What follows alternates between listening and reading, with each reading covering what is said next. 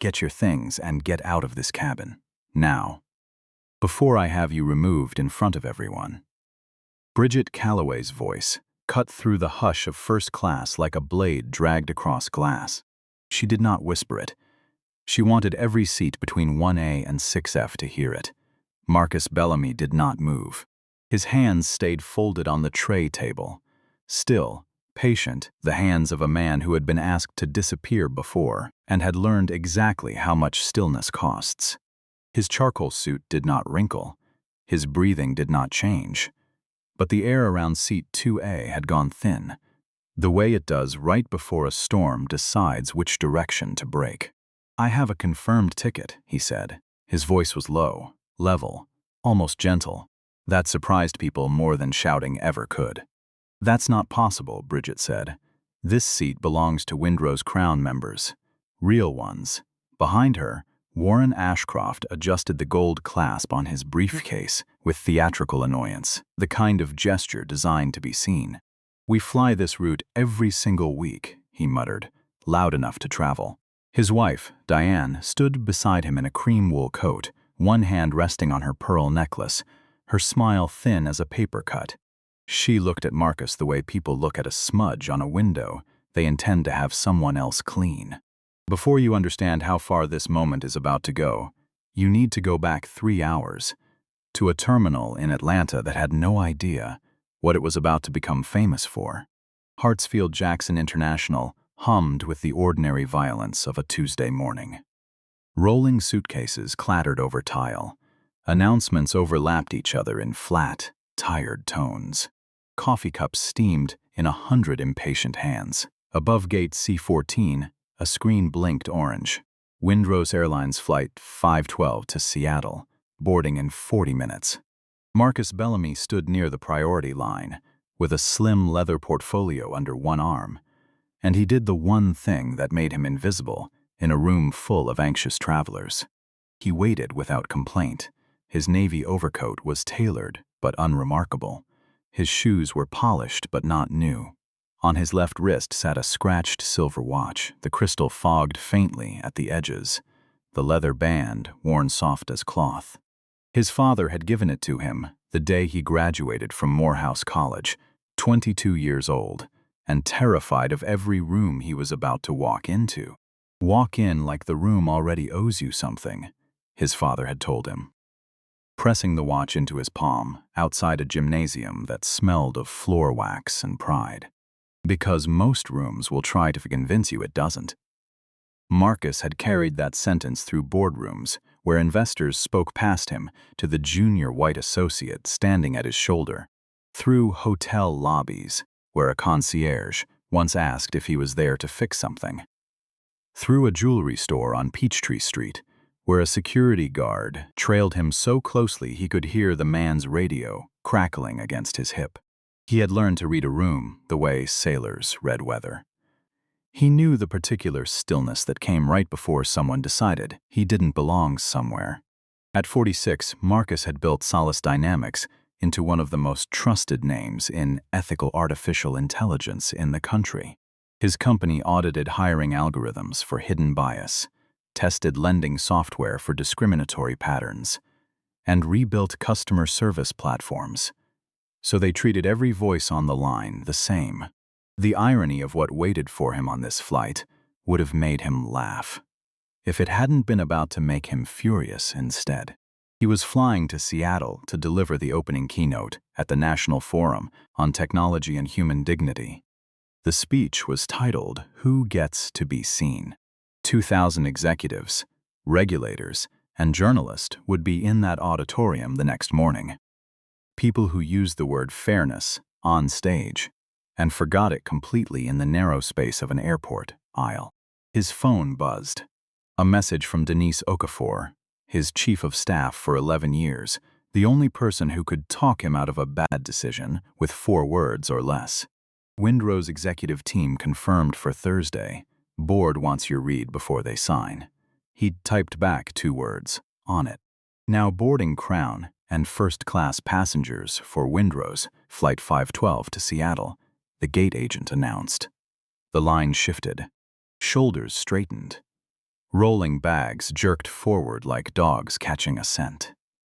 Warren and Diane Ashcroft swept into the lane the way people do when a room has always been built for them. Warren was 59, broad through the shoulders, silver-haired, wearing a charcoal suit that announced money before he said a single word. Diane, 56, wore pearls and a permanent, practiced smile, the kind worn by a woman who expected to be recognized before she ever had to ask. They had flown this route 11 times a year for 6 years. They believed, with the calm certainty of people who had never once been told otherwise, that seat 2A belonged to them in the way a favorite chair belongs to the head of a household. Not because a ticket said so, because they had simply decided it did. Bridget Calloway met them at the cabin door with the particular warmth she reserved for people she had already decided mattered. "Welcome back, Mr. and Mrs. Ashcroft," she said, her smile blooming instantly. "I've got your usual ready for you." She had worked for Windrose for 14 years.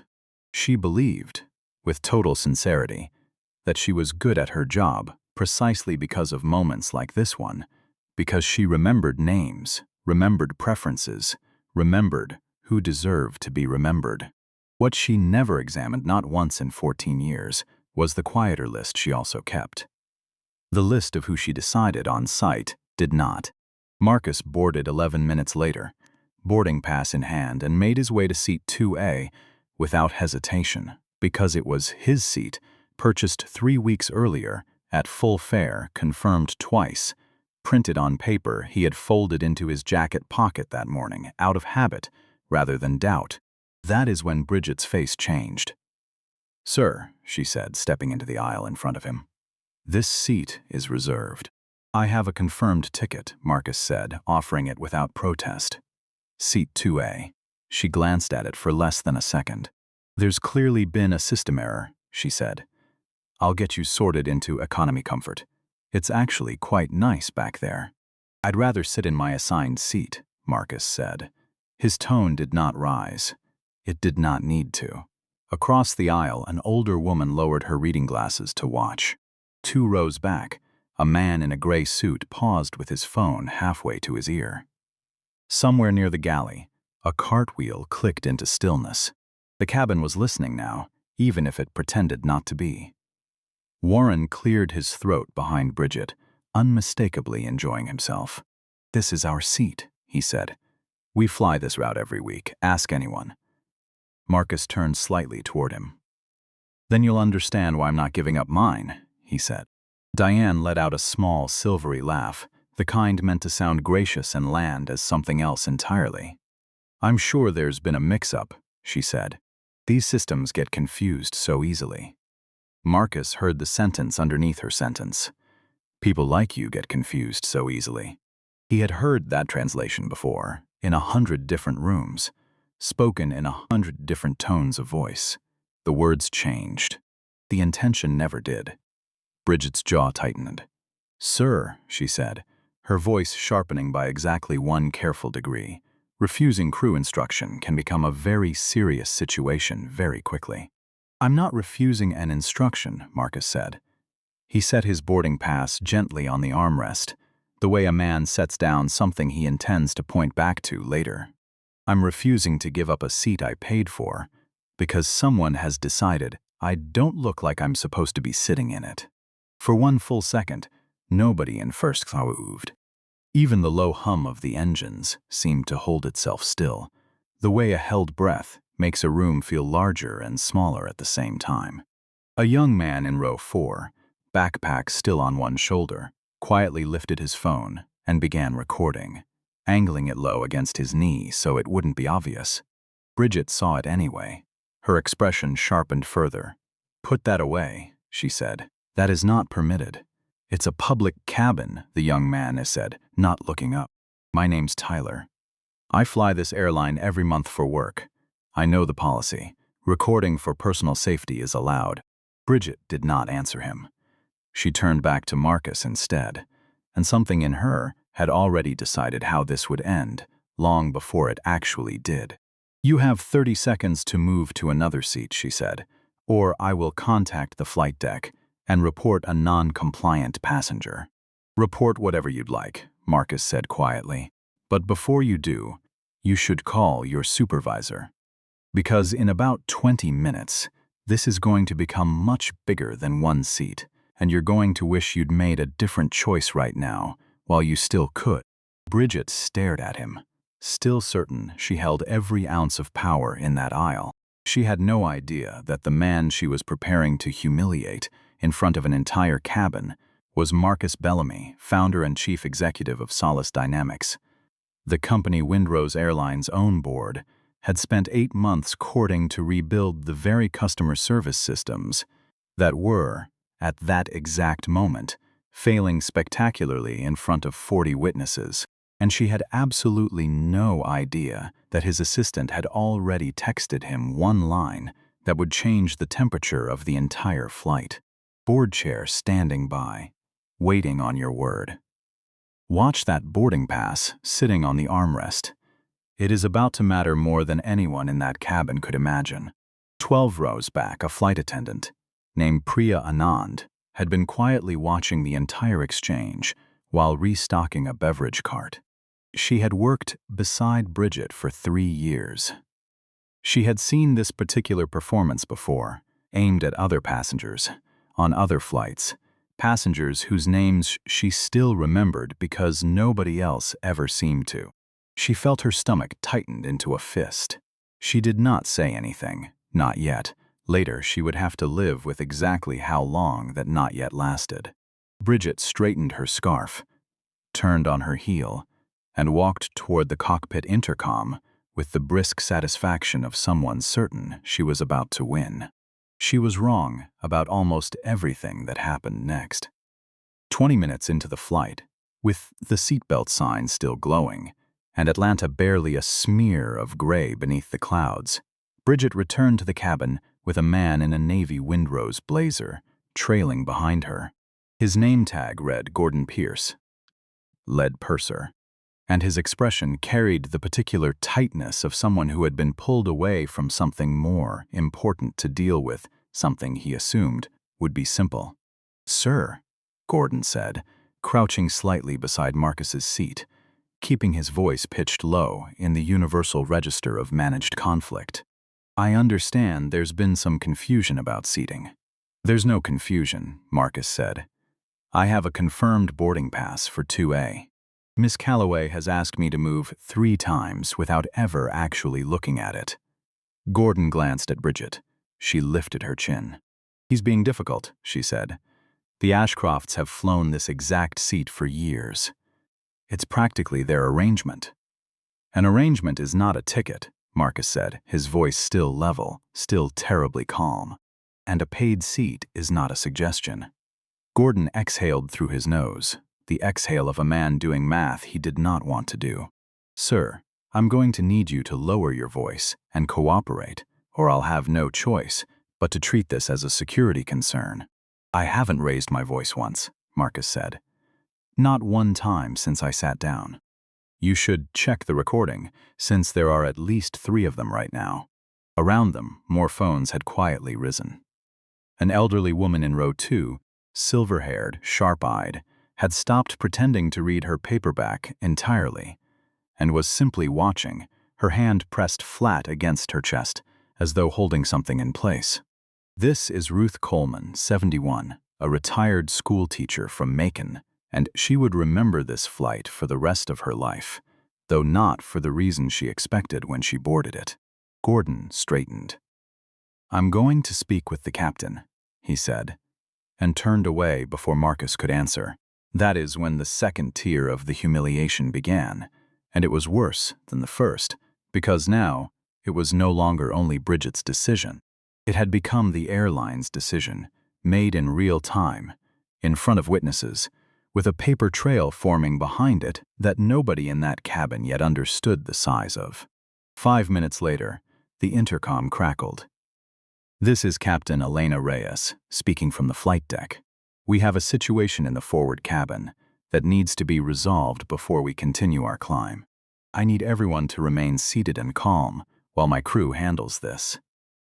Diane Ashcroft smiled the smile of a woman watching justice arrive exactly on schedule. Warren folded his arms with the satisfaction of a verdict already rendered. Marcus did not move. He simply turned his wrist slightly, so the scratched face of his father's old watch caught the cabin light and thought about a gymnasium in Atlanta that smelled of floor wax and a sentence he had carried for 24 years. Walk in, like the room already owes you something. He reached for his phone. Not quickly. Not for show. With the unhurried precision of a man who had survived versions of this exact moment more times than he cared to count. On the screen, Denise's message still waited. He typed a single line back to her. Call the board chair. Tell her it's starting. Then he set the phone face down on his knee, folded his hands again, and waited for Windrose Airlines to decide. On video, in front of 40 strangers and one retired schoolteacher who would not stop watching, exactly what kind of company it actually was. Gordon Pierce returned 4 minutes later, with a different energy entirely. The energy of a man who had just been handed a problem, larger than the one he thought he was solving. "Sir," he said to Marcus, "we're going to need you to come with me to discuss this privately." "I'm happy to discuss it right here," Marcus said. "Everyone in this cabin has already heard the beginning. They should hear the rest." Bridget stepped forward again, and this was the third tier, the one that could never later be explained away as confusion or misunderstanding. "This passenger is refusing to comply with crew instructions during a security matter," she said loudly, angling her voice toward the cabin, rather than toward Marcus, performing now for an audience rather than addressing him directly. "I'm formally requesting he be restrained until we can divert if necessary." The word divert landed like a dropped glass. Somewhere behind Marcus, someone whispered, "Oh my God, restrained for what?" Ruth Coleman rose halfway out of her seat, one hand gripping the armrest. "Young lady," she said, her schoolteacher voice cutting cleanly through the tension. "That man has done nothing except sit quietly in the seat he paid for.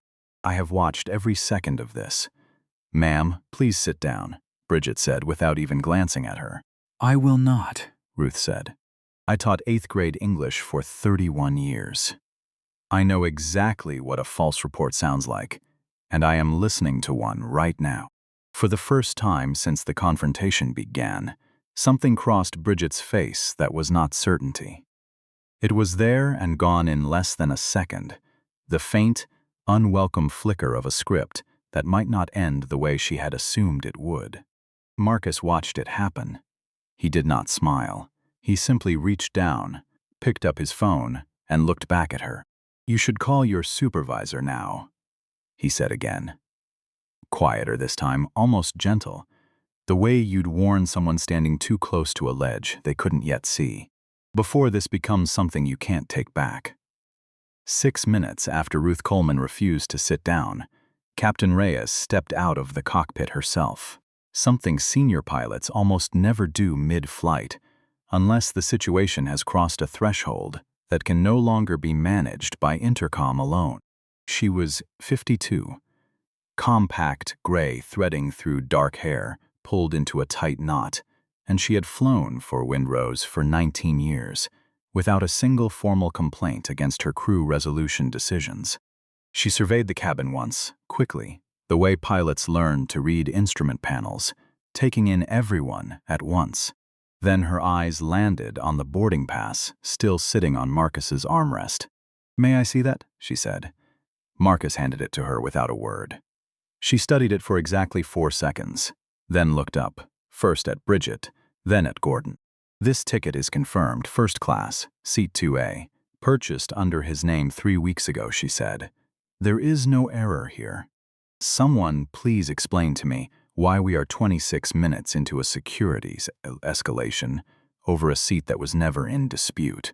Bridget's mouth opened, and nothing came out for a moment. Then, "Captain, the Ashcrofts have flown this seat regularly, we assumed." "You assumed," Captain Reyes repeated, and the word sat in the cabin like something dropped from a great height. "You assumed a paying passenger with a confirmed ticket was lying. And you escalated that assumption to a security matter, in the air, in front of witnesses, with cameras recording. I was following protocol, Bridget said, her voice rising for the first time, cracking slightly at the edges. He refused to move. He refused to give up a seat that was legally his, Captain Reyes said. Those are not the same thing, and I think you know that. Warren Ashcroft, sensing the temperature of the room shifting away from him, tried once more. Captain, with respect, we've flown this route for years. You are not the aggrieved party here, Mr. Ashcroft, Captain Reyes said, without even fully turning toward him. You are, at best, a bystander who benefited from someone else's mistreatment and chose to enjoy it. Diane's hand tightened on her pearls hard enough that Marcus heard the faint click of the clasp shifting. The cabin had gone utterly still now, the particular stillness Marcus recognized from every room he had ever walked into that decided, mid-sentence, that it had misjudged him. No one coughed. No one reached for a drink. Even the recycled cabin air seemed to be holding position, waiting to see which direction the next sentence would break. Captain Reyes turned to Marcus directly. "Sir," she said, "I owe you an apology on behalf of this crew, and I intend to file a full report the moment we land." "That won't be necessary," said a voice from the cockpit intercom, tinny and distant, cutting in before Marcus could answer. It was Gordon, who had ducked back to relay the situation upline, and he had apparently just been patched through to someone above his own authority. "Captain, this is regional operations," he said. "We have Windrose Corporate on the line, requesting to speak with the passenger directly. Apparently, he's already been in contact with someone on our board." Bridget's face went the color of the cabin walls. Captain Reyes held the intercom handset out toward Marcus without a flicker of surprise, as though she had already suspected there was more beneath this than a seating dispute. "Sir," she said, "it seems corporate would like a word." Marcus took the handset, unhurried, and every eye in first class fixed on him now, with an intensity that had nothing left to do with curiosity and everything to do with dread. "This is Marcus Bellamy," he said. There was a pause on the line, the particular silence of someone recalculating everything they had assumed about the last half hour. Then a voice, older, careful, unmistakably nervous. "Mr. Bellamy, this is Gordon Pierce's regional director, Howard Lindqvist. I understand there's been an incident on Flight 512. "There has," Marcus said, "and I'd like everyone in this cabin, including your crew, to understand exactly who has been treated this way, and why it matters that it happened to me specifically." He looked up, briefly, at Bridget, who had not moved in almost a full minute. "My name is Marcus Bellamy," he said, loud enough now for the intercom to carry his voice to the flight deck and for the cabin to hear every word. "I am the founder and chief executive of Solace Dynamics. Your company's board has spent the last 8 months trying to convince mine to rebuild the very customer experience systems that failed, in real time, on this flight, in front of 40 witnesses and several cameras. I was on my way to deliver the keynote address at the National Forum on Technology and Human Dignity. My speech is about exactly this: who a system decides to trust and who it decides to doubt, and how much damage that second decision does to a person standing right in front of it." The silence that followed was not the same as the silence before it. This one had weight. It had consequence pressing on down into it from every direction. Howard Lindqvist's voice, when it returned, had lost every trace of its earlier caution. "Mr. Bellamy, I am so deeply sorry. We will resolve this immediately. Watch this next part closely, because this is the moment everything Bridget Calloway believed about her own power quietly finished collapsing. And it did not collapse the way she expected. It did not come with shouting. It came with a question. "I don't want an apology yet," Marcus said. "I want to understand something first." Miss Calloway looked at my confirmed boarding pass and called it a lie. Not once, 3 times. Why? There was no answer. Not from Howard. Not from Bridget. That's the only question that matters right now, Marcus said. Not what happened. Everyone in this cabin already knows what happened. I'm asking why it happened, and I think the answer is sitting closer to this cabin than your corporate office. Bridget's eyes filled, but she did not look away, and to her small, cold credit, she did not look away from him even now. I thought, she started, then stopped. I was protecting the cabin. She tried again, and heard how hollow it sounded, even as she said it. Protecting it from what? Marcus asked. From me? She did not answer that either, because there was no answer that would not indict her completely, and something in her finally understood that. Captain Reyes stepped forward. Miss Calloway, she said, you are relieved from cabin duty for the remainder of this flight, pending a full review upon landing. Bridget's lips parted. I've worked for this airline for 14 years, she said, her voice barely a whisper now. Then you should have known better 14 years ago, Captain Reyes said, and the words landed with a quiet finality that no amount of seniority could soften. Gordon Pierce swallowed hard. And me, Captain, he asked. You'll provide a full written statement before we land in Seattle, she said. Operations will determine whether you remain on active duty. He nodded once, and something in his posture folded inward, not broken exactly, but exposed in a way a uniform could no longer hide. A few minutes later, a new flight attendant made her way up the aisle from the rear galley, moving with the unhurried competence of someone who had done this job for a very long time and had never once needed to perform it. Her name was Yvonne Price, 53 years old, and she went straight to Marcus first. Mr. Bellamy, she said, my name is Yvonne. I'll be taking care of this cabin for the rest of the flight. Can I bring you some water while we get everyone settled? No suspicion. No second glance at his ticket. No performance of doubt, dressed up as procedure. Just service, the ordinary, unremarkable kind that should have been there from the very first minute Marcus sat down in seat 2A. Yes, he said. Thank you. As Yvonne moved toward the galley, Ruth Coleman reached across the aisle and touched Marcus lightly on the sleeve. I should have spoken sooner, she said, her eyes bright and unashamed. I felt it the moment she looked at your ticket and didn't really look at it at all. I told myself it wasn't my place. I was wrong. You spoke when it mattered, Marcus said. That's not nothing. Warren Ashcroft shifted in his seat. Uncomfortable in a way his money had clearly never had to teach him how to sit with before. Diane stared down at her folded hands and said nothing at all, and for the rest of the flight, neither of them spoke again. But Marcus was not finished. Because a business class seat and an apology were not the same thing as accountability, and he intended to make Windrose Airlines understand the difference before this flight ever touched ground in Seattle. He picked the phone back up. Mr. Lindqvist, he said, are you still there? I am, Howard answered, careful now, listening the way people listen when they have finally understood they are no longer in control of the conversation. Here is what I need, Marcus said.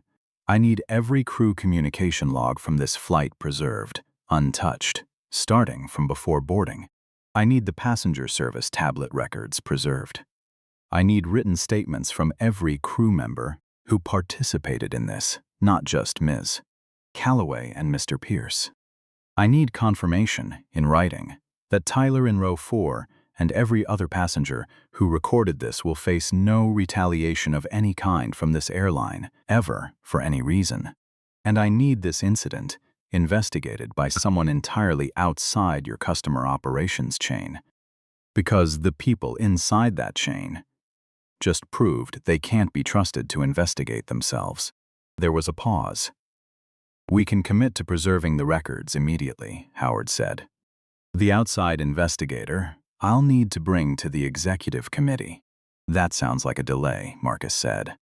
It's process, Howard said. No, Marcus said, and something in his voice hardened for the first time all flight, though it never once rose in volume. Process is the word people use for delay when the person who was harmed is expected to sit quietly and wait for permission to matter. I don't have time for that. And neither does the next passenger this happens to if nothing changes today. Another pause, longer this time. Mr. Bellamy, Howard said finally, that partnership between our companies is enormously important to Windrose. Marcus looked out the window at the pale gray sky sliding past. It's important to me too, he said quietly, which is exactly why the board review scheduled for Thursday is suspended, effective right now, until I receive written confirmation of an independent investigation, full data preservation, and a public accounting of how many other passengers have quietly experienced exactly what just happened to me on this flight. The color drained fully from Bridget's face at that last sentence because she understood, faster than anyone else in the cabin, precisely what those words meant. This was never going to be treated as one bad afternoon. It was about to become an audit of everything she had ever decided, quietly, about who deserved to be believed. "Give me 10 minutes, Howard said, his voice thin now, stripped of every ounce of corporate polish it had carried 30 seconds earlier. "You have 5, Marcus said, and set the phone down, face up this time, on his knee. No one in first class spoke while they waited.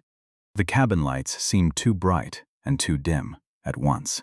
Bridget stood near the galley wall, hands folded in front of her, staring at a point on the carpet that did not exist. Warren stared out toward the aisle with the stiff, wounded posture of a man discovering, for the first time in his adult life, that his comfort had limits after all. Diane held her handbag in her lap like something she could hide behind, though there was nowhere left in that cabin to hide. Howard Lindqvist called back in 4 minutes and 40 seconds.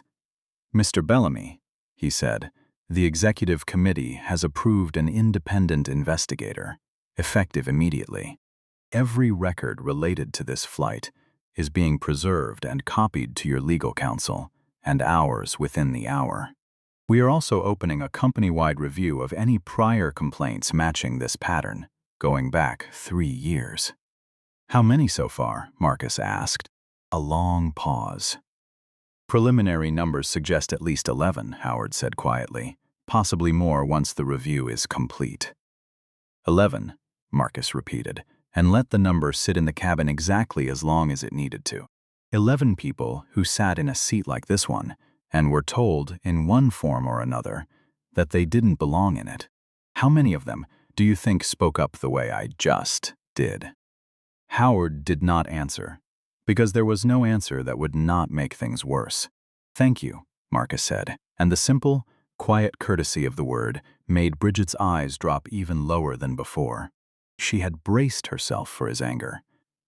Anger she could have explained away, folded neatly into a report, labeled difficult passenger, and moved on from. But his restraint had given her nowhere at all to hide. And that, more than anything Captain Reyes or Howard Lindqvist had said, was the thing that finally broke through to her.